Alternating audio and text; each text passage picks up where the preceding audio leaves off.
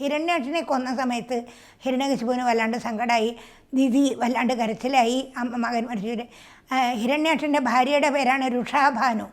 ആ രുഷാഭാനു, മക്കൾ, ദിതി എല്ലാവരും കൂടി ഹിരണ്യാക്ഷൻ്റെ ശരീരം കൊണ്ട് കരഞ്ഞുകൊണ്ടിരിക്കുകയാണ്.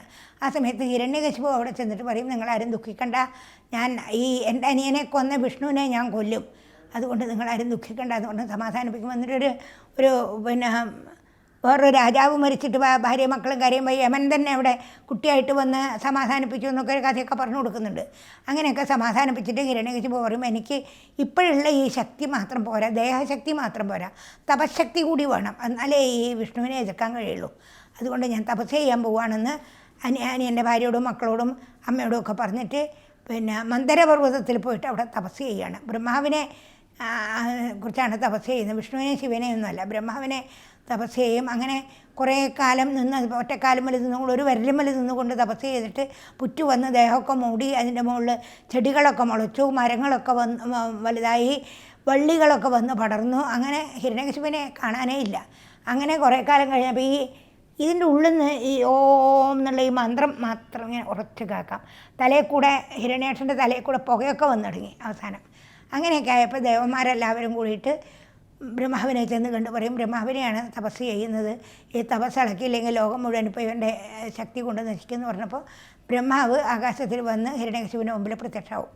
ഹിരണ്യകശിപു വിളിക്കും, എന്താ കമണ്ടലൂരിൽ നിന്ന് വെള്ളം എടുത്ത് തളിച്ചപ്പോൾ ഈ പുറ്റും വള്ളിയും മരവും ഒക്കെ അടർന്ന് വീണ് ഹിരണ്യകശിപു അതിസുന്ദരനായിട്ട് അതിശക്തിമാനായിട്ട് പുറത്തേക്ക് വരും. അങ്ങനെ ബ്രഹ്മാവിനെ, ആകാശത്തിൽ നിൽക്കുന്ന ബ്രഹ്മാവിനെ കണ്ട് വളരെ വേദാന്തത്തോടുകൂടി വേദത്തിലും വേദാന്തത്തിലും ഒക്കെയുള്ള അങ്ങനത്തെ സ്തുതിയാണെന്നാണ് പറയുക.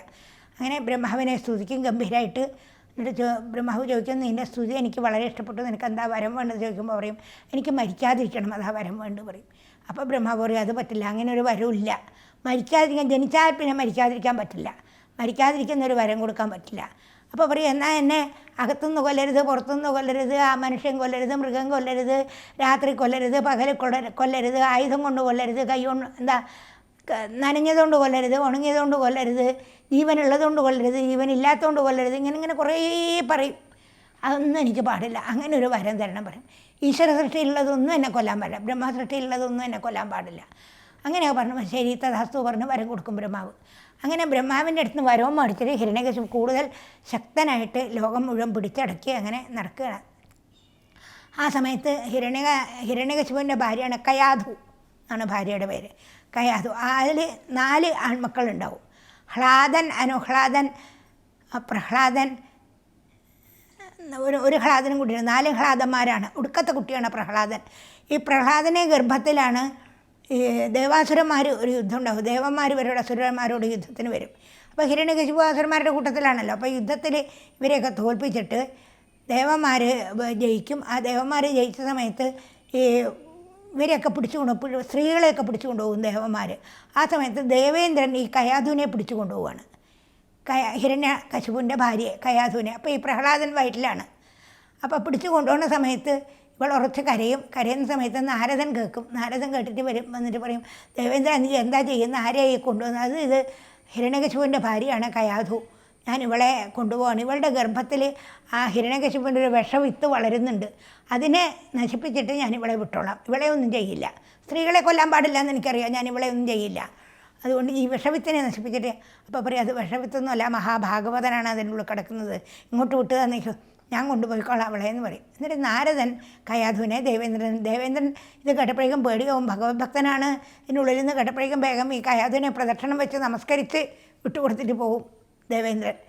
നാരദൻ ആ കയാധുവിനെ കൂട്ടിക്കൊണ്ടുപോയി നാരദൻ്റെ ആശ്രമത്തിൽ കൊണ്ടുപോയിട്ട് അവിടെ താമസിപ്പിക്കുകയാണ്. പറയുകയാണ്, നീ ഇപ്പോൾ ഇവിടുന്ന് പ്രസവിച്ചിട്ടല്ലെങ്കിലും എങ്ങനെയായാലും നിൻ്റെ ഭർത്താവ് വരുന്നത് വരെ നിന്നെ ഞാൻ രക്ഷിക്കും, നിൻ്റെ കുട്ടിയെ രക്ഷിക്കും, നിന്നെ രക്ഷിക്കും, നീ പേടിക്കണ്ട എന്ന് പറഞ്ഞ് അവിടെ താമസിപ്പിച്ച് ദിവസം വാസുദേവൻ പറ്റി കഥ പറയുമ്പോൾ പറയും, കുട്ടി എഴുന്നേൽക്കൂ, കുളിച്ച് വരൂ പറയും. ആ ദിവസം രാവിലെ എണീറ്റാൽ കയാധു കുളിച്ച് ഭക്തിയോടുകൂടി നാരദൻ്റെ മുമ്പിൽ വന്ന് നമസ്കരിച്ചിരിക്കും. എന്നാൽ ഭഗവാന്റെ കഥകൾ, ഭാഗവതം കഥകൾ ഇങ്ങനെ പറഞ്ഞു കൊടുക്കും കയാധുവിന്. ഉള്ളുന്ന പ്രഹ്ലാദൻ അത് കേട്ട് മൂളി കേൾക്കും. പക്ഷേ ഈ കയാധു സ്ത്രീ ആയതുകൊണ്ടും കാലപ്പഴക്കം കൊണ്ടും അസുരൻ്റെ ഭാര്യ ആയതുകൊണ്ടും അതൊക്കെ മറന്നു. പക്ഷേ ഉള്ളിലുള്ള പ്രഹ്ലാദൻ അതൊന്നും മറന്നില്ല, എല്ലാം പഠിച്ചു. ആ ഭാഗവതം മുഴുവൻ പഠിച്ച് ഭക്തനായിട്ടിരുന്നു. അതാണ് പ്രഹ്ലാദൻ.